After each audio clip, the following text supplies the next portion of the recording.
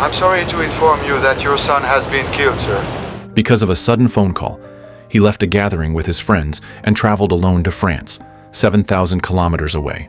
On the train, all the passengers were dressed in hiking gear, while he wore a suit, looking completely out of place. At first, the priest and the secretary both told Tom that it might just be a scam call, that maybe his son Daniel simply didn't have his phone with him. So Tom still clung to a shred of hope. After all, this remote little town didn't seem like the kind of place where danger would happen, until the sheriff personally came to pick him up, until he stood in front of the morgue, until he saw his son's body with his own eyes. It was only then that Tom finally accepted the cruel reality, that his son had left before him. We can also offer cremation, if that is a more suitable way for you to transport the remains back home. Tom had not seen his son for quite some time, and he never expected that their reunion would happen in such a cold and lifeless way. He couldn't understand why his son would die alone in a foreign land, and the sheriff silently handed him a passport. It turned out that Daniel had died during a pilgrimage, a grueling journey nearly 800 kilometers long, known as one of the world's 3 great pilgrimage routes. For centuries, millions of people from different backgrounds, faiths, and eras had come to walk this path. If Daniel had completed the journey, his passport would have been filled with stamps, but now it remained completely blank. I have walked the Camino through the Atlantic Ocean 3 times, there and back. I will do it once more on my 70th birthday. God willing, of course. Years ago, Tom lost his wife, and now his son too was gone, leaving the 60-year-old Tom with no family left. He just wanted to step outside for some air, when a man, unable to find a seat, sat down across from him without hesitation. The man introduced himself as Just, naturally assuming Tom was a pilgrim, and kindly reminded him that the pilgrimage was not for everyone, since just this week a young man had set out and died in bad weather. Just didn't know that the young man he spoke of was actually Tom's son. He also said that he himself was walking the pilgrimage to lose weight, but Tom, not wanting to talk, simply said he wasn't a pilgrim and brushed him off. That night, while going through his son's backpack, Tom began to wonder why his son had chosen to go on a pilgrimage, and he remembered something Daniel had once said to him. My doctorate? I'm not going to finish it. You mean this year? I mean, ever. Don't throw away the last 10 years of your life. When was the last time you traveled abroad? And I'm not talking about for business. Nepal, Morocco, India, Papua New Guinea, Europe. I gotta go to these places. I gotta go. Looking at these belongings, Tom felt as if he could still sense his son's will, and he immediately went to knock on the sheriff's door, deciding to have his son's body cremated. Seeing the determination in Tom's eyes, the sheriff said no more, and within moments, a son who once stood as tall as Tom had become a handful of ashes that could be held in one's hands. Tom told the sheriff that he wanted to fulfill his son's wish, to carry his son's backpack and equipment and complete the pilgrimage. Even though he was 60 years old, even though the harsh winter was approaching. Leaving in the morning. Oui? Both of us. After packing everything carefully and placing his son's ashes inside his backpack, Tom accidentally knocked over a lamp on his way out, his aging body not as nimble as before. And just as Daniel had once said, he couldn't even remember the last time he had truly traveled. Before leaving, the sheriff handed him a stone, saying it would come in handy at the end of the road. Tom embarked on the pilgrimage for his son, but the sheriff understood deeply, because he too had once lost a child. Yet the sheriff told him, the true purpose of a pilgrimage is for oneself. Tom set off as planned, but the sheriff stopped him again. It turned out Tom was heading in the wrong direction. This time, Tom would walk the exact route his son had once wanted to take. Tom was an ophthalmologist, and although he was not particularly wealthy, he provided his son with a comfortable and secure life. He couldn't understand why his son would abandon a stable life to walk such a difficult road. The scenery along the way was far more beautiful than Tom had imagined, and after walking for some time, he stopped at a hillside where a cross stood. Tom knew this was the first station and also the place where his son had died. Turning around, he felt as if he could see his son waving to him from not far away. Tom opened the box and gently scattered a handful of his son's ashes. That morning's scene played vividly in Tom's mind once again. What? You should fly with me. Yeah, right. Come on, a father-son trip. It'll be fun. You know, most people don't have the luxury of just picking up and leaving it all behind, Daniel. Well, I'm not most people. If I don't have your blessing, that's fine. But don't judge this. Don't judge me. You don't choose a life, Dad. You live one. Tom suddenly realized that ever since his wife's death, he and his son had grown distant. Perhaps it was the lack of communication and affection between father and son, or perhaps Daniel had genuinely longed for freedom, but now it was too late, and Tom would never know. The only thing he could do now was to keep moving forward. Tom sat until dusk fell, and by the time he reached town, most of the inns were already closed, leaving only a hostel specifically for pilgrims. The price was very cheap, 15 euros with meals included, but it was nothing like what Tom had imagined, as there were no private rooms, only a large shared dormitory. Because he arrived late, there was no food left, and Tom had to climb onto the bed as quietly as possible, trying not to wake the others.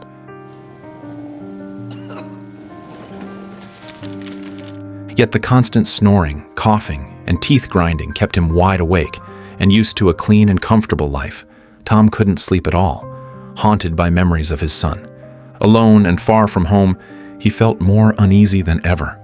Unable to bear it any longer, Tom sat up abruptly, only to discover that Just was sleeping right beside him.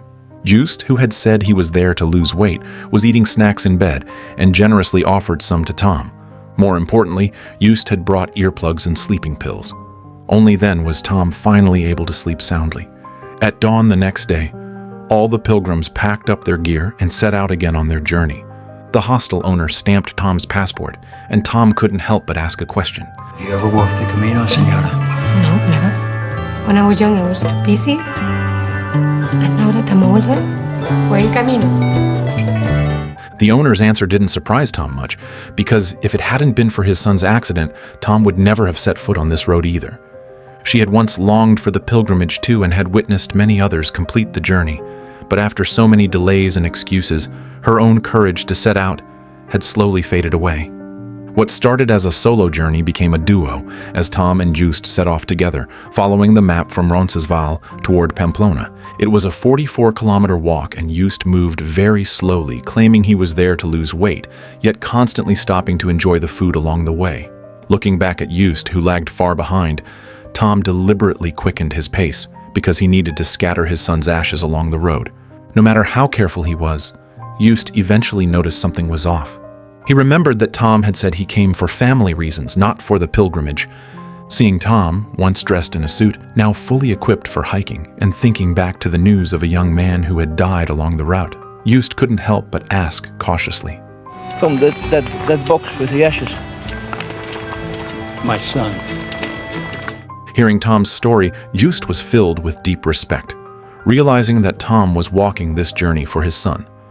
Soon they reached the second stop, and Tom decided to stay for the night, while Just planned to continue on because he couldn't wait to reach the next place famous for its food. They said goodbye at the fork in the road because some people come into your life suddenly but are only meant to walk part of the way with you. The inn was already filled with guests, everyone sitting together enjoying lunch, the atmosphere warm and lively, and at first Tom felt a little out of place. But the innkeeper warmly welcomed him, and the other pilgrims, too, greeted him enthusiastically. Just like that, Tom sat with them, listening to everyone share stories and sights from their journey, as if they had all known each other for a long time. As he listened and laughed, Tom looked up and thought he caught a glimpse of his son among the crowd. Maybe this was the kind of life Daniel had longed to experience, and the kind of world he had wanted to see. That night, Tom sat alone on the balcony when a woman with a cigarette struck up a conversation with a tone full of sarcasm. She called Tom a boomer pilgrim, saying people from his generation always fit into a few types. They either loved James Taylor's music or they swore by Steve Jobs' products, like iPods. Otherwise, they completely stayed away from computers and phones. As for the reason for pilgrimage, it was either because of a divorce, a fling, or the need for redemption from some past mistake. This woman seemed to understand Tom's generation all too well. Though she said all this, it was clear she herself had been stuck here for quite a while. The distance Tom covered in 2 days, she had taken 10 days to finish. Rather than truly walking, she was more like running away. She seemed not to have finished speaking, but when she turned around to say more, Tom was already gone, leaving only a lonely bustle lingering in the air. The next morning, Tom got up early again, his aging body long past the days of sleeping in. By noon, he was standing on the balcony and saw a delightful scene. The innkeeper playing matador with a red tablecloth, basking in imaginary cheers. I wanted to be a bullfighter. Wanted me to be a lawyer. I became neither. Unexpectedly, the woman from the night before was also up early, trying to sneak away before anyone noticed, which surprised Tom, as he thought she would stay a few more days. She apologized for her bluntness the night before, explaining that she too was a pilgrim, walking the road to leave her past behind. But Tom's appearance had stirred up everything she had tried so hard to forget. Now she just wanted to hurry on, before her past caught up with her. In her iPod, James Taylor's Country Road was playing. Tom didn't linger either, quickly arranging for his secretary to cancel all his consultations for the next month. While he could still move, Tom wanted to finish the journey as quickly as possible. If he was tired, he would sit down and rest, and sometimes he would pause for a moment to appreciate the scenery. When he reached a stone bridge, he was exhausted, leaning against the railing and unscrewing his water bottle thirstily. But in the next second, Oh, no! his backpack accidentally fell into the rushing river, quickly swept away by the current. Tom chased after it desperately, and though the backpack floated on the surface, it was still some distance from the shore. The river was icy cold this time of year, and if he jumped in recklessly and cramped up, his pilgrimage would end right here. But if his son's ashes were washed away, then even if he reached the end, the journey would lose all its meaning. Without hesitation, Tom jumped into the freezing water and swam with all his might toward the backpack. He followed the current and grabbed onto a bush in the river, finally pulling the backpack back to safety, and by then he was completely exhausted, collapsing onto the ground. As night fell, he decided to camp by the river. For some reason, he couldn't stop laughing. It had been a long time since he had taken such a risk, and the thrill made him feel young again. Tom slept soundly until morning, waking only when passing pilgrims stirred him from his dreams, and he set off once more. The road was far from over, and following the crowd, he arrived at a new city. By chance, he ran into Just again, who was happily devouring Spain's most famous roast meat. People with the same destination, even if separated, would always meet again at the next corner. Not long after, at another fork in the road, they encountered the woman again. Her name was Sarah, and rather than traveling alone, she decided to join Tom and Just's group. Thus, their duo became a trio, and their team quietly grew stronger. Tom still walked at the front, sometimes even a hill ahead, which annoyed Sarah. A journey that was supposed to heal the soul was starting to feel like a race because of Tom. But what she didn't know was that Tom had his own reasons for moving so fast. Along the way, Tom met a priest. Father Frank had once lived peacefully in the church, but after undergoing surgery to remove a brain tumor, he had to wear a hat to cover the terrible scar. Even worse, the doctors said the tumor could return at any time. Filled with fear and uncertainty, Father Frank decided to walk the pilgrimage because it was said that miracles often happened along this road. Take this. No, I can't take your Oh, rosary, please, Father. take it. A lot of lapsed Catholics out here on the Camino, kid. Their group grew larger, and they soon reached the next resting point. Everyone gathered in the church, drinking and laughing, and Tom gradually grew used to this way of life. Even without sleeping pills and earplugs, he could now sleep peacefully. As the morning sun poured down, they continued on their way, walking under the blazing midday heat. While resting beside a haystack, Tom noticed a strange man. The man was swinging a wooden stick in frustration, venting his anger.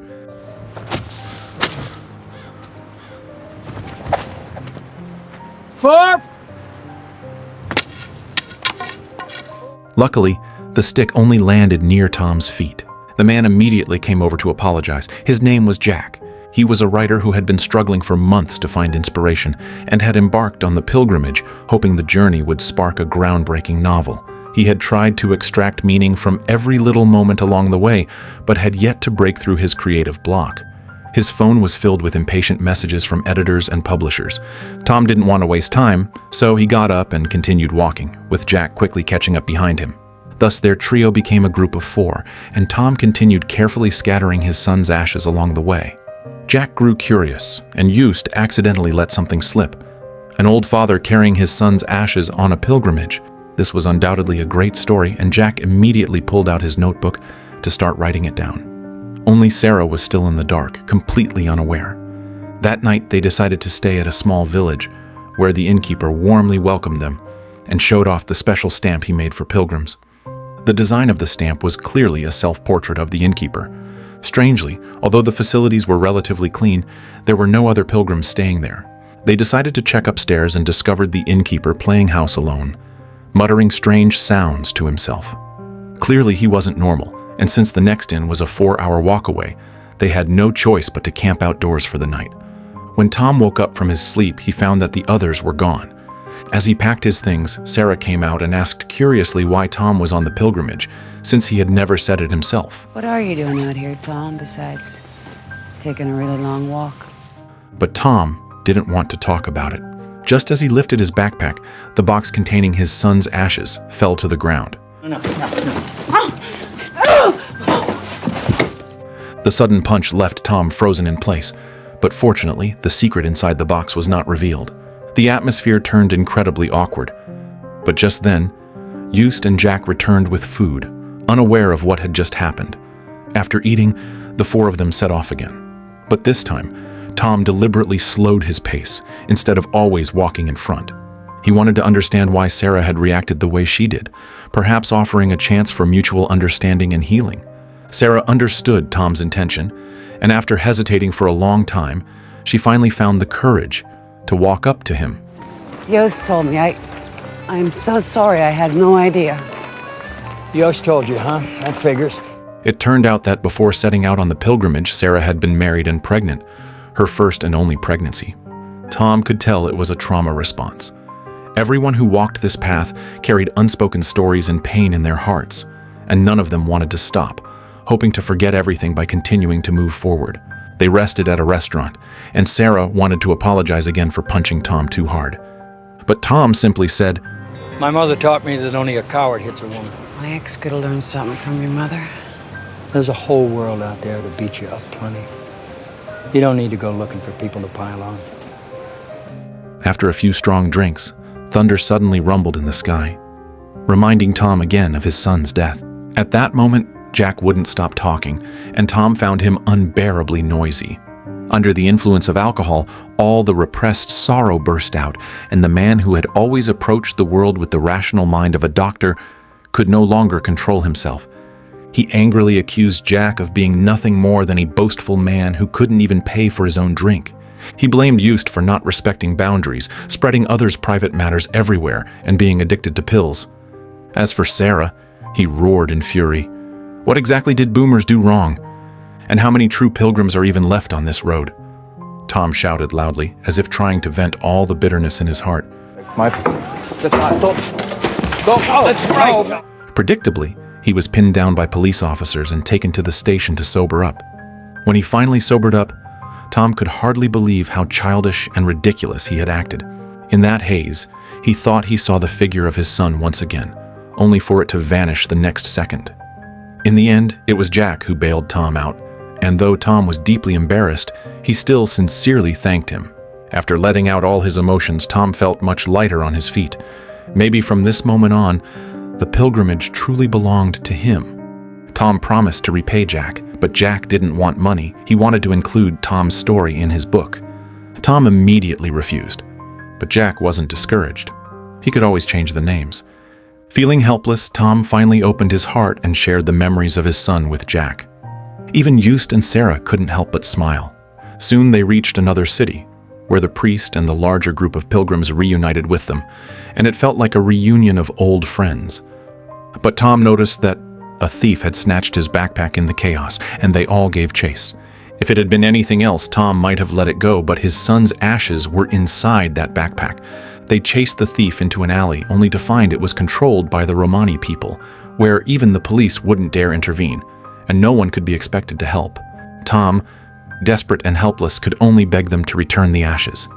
Jack silently took notes, thinking this could make a powerful story someday.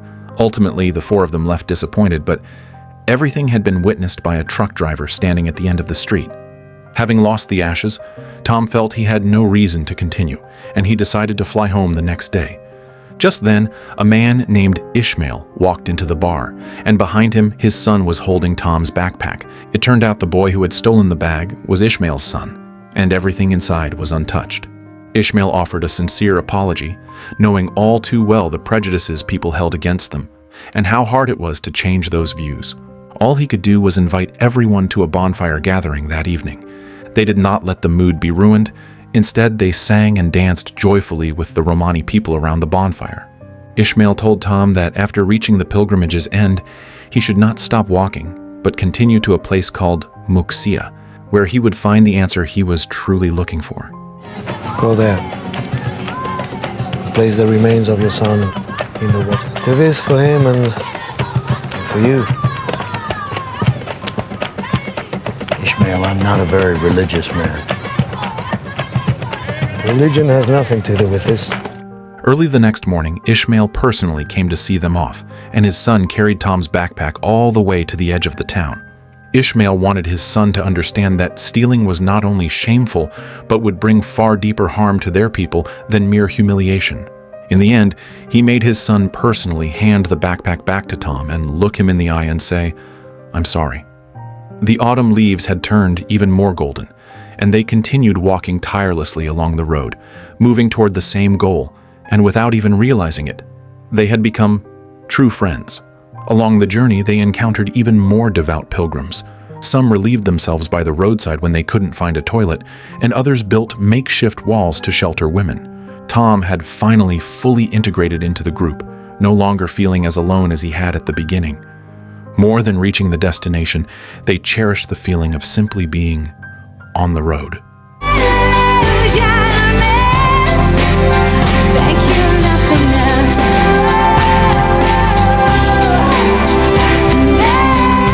With 300 kilometers left, they stopped in front of a grand hotel, and Tom decided to treat everyone to a night's stay, which everyone happily accepted.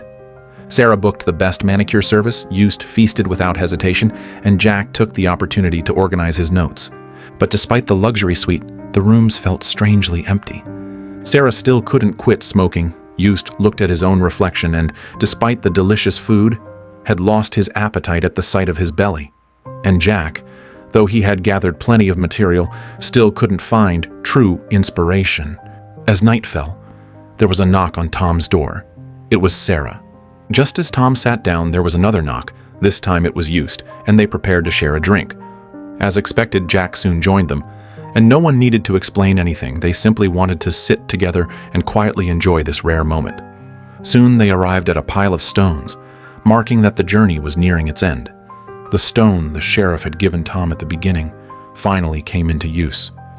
Dear Lord, may this stone, a symbol of my efforts on the pilgrimage that I lay at the feet of the cross of the Savior, weigh the balance in favor of my good deeds that day, when the deeds of all my life are judged. Let it be so. People poured their regrets, anger, and past sorrows into the stones, hoping to leave everything behind and start a new life. Here, Tom scattered more of his son's ashes, but this time he didn't hide it, and his companions saluted him. Tom finally began to accept that his son was truly gone. Jack was deeply grateful to Tom, because he could finally feel the bottleneck in his heart breaking open. He had once dreamed of becoming a great writer like William Butler Yeats, but after graduating, he entered a travel magazine just to survive and ended up staying for many years. And Tom never thought that one day he would tell someone the very words his son once said to him, "Go and do what you truly want to do." After walking 800 kilometers, they finally arrived at Santiago de Compostela. According to tradition, they had to walk west to the statue at the entrance of the cathedral. The gate was called the Portico of Glory. Sarah didn't say much, simply placing her hand on the statue and leaving behind her pouch of cigarettes, and Tom and Jack followed suit. Only Eustace knelt on the ground and crawled devoutly toward the statue. What was his story? No one knew. When all the pilgrims had gathered, the giant censer swung through the church, filling the air with a thick incense that made Tom feel as if he saw his son waving at him once more, just as if he had never left. Staff stamped their final passport stamps and issued them pilgrimage certificates. But on Tom's certificate, he wrote down his son's name. Watching the crowds coming and going, Tom felt an unexpected emptiness. The pilgrimage had ended, but the redemption of the soul had not yet truly arrived. Without saying a word, the four of them kept walking, heading for the place Ishmael had told them about, Muxia. That was the real end, where there was no more road ahead, only the endless sea. Writers, they always want the last word. But this? Jack the writer looked back, ready to finally complete the novel he had longed to write. Sarah lit a cigarette. In the end, only Tom remained, but he was not truly alone. You made it. I came here to bring you home. I don't have anything to take back. Yeah, you do. Tom scattered all of his son's ashes into the sea. His child turned into dust, gathered into a bag, and then scattered with the wind. For centuries, countless people had embarked on the pilgrimage alone. Were they all devout believers seeking miracles? Perhaps not, because the only true reason someone would abandon their life and set off on such an unknown journey was this: they carried an unspoken sorrow deep in their heart. Whether that sorrow was loneliness, escapism, fate, or repentance, even they might not have been able to tell. So they took a leap of faith and chose a road they had never thought to walk, hoping to find the answer that could save them. If life had been good enough, who would ever seek peace through pain? Just like those hollow trees which looked lush and thriving but had long lost their core. So what is the question of the way, and what is the answer? Is it that an old father finished the journey for his son and wrote his son's name on the certificate, that it ended there? No, he kept walking all the way to the end of the earth. Whether it was sin or virtue no longer mattered, because in the end, the questions and the answers no longer mattered. No answer could ever truly save a life. All we can do is keep walking, learning to forgive ourselves, and finding a way to live peacefully with who we are. Because this road has no turning back. You can only gather your courage and keep walking until one day you no longer care about the questions or the answers.